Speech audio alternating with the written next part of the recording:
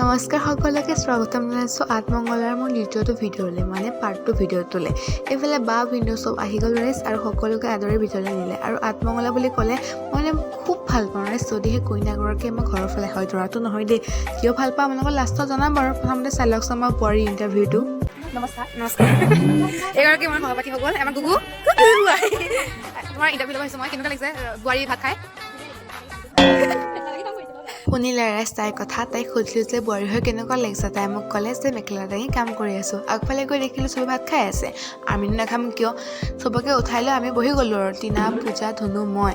তাৰপিছত আমি ভাত পানী খাই কৈ ধুনীয়াকৈ দৰা কইনা ওচৰ পালেগৈহি। এইফালে আমাৰ দৰা কইনা হালে ভাত খাই আছে ৰাইজ। আৰু আঠমঙলা বুলি যে ক'লে মই ভাল পাওঁ এইটো কাৰণ চাওক, এই মান ধৰা পৰ্বটো মোক খুব ভাল লাগে। ফ্ৰীতে যে আমি বস্তুও পাই যাওঁ। এইফালে কইনাই আমাকো প্ৰেজেণ্ট চেজেণ্ট দি পেলাই ঘৰলৈ বুলি ওলাই গ'ল ৰাইজ। তে আজিলৈ বাই বাই, আকৌ লগ পাম।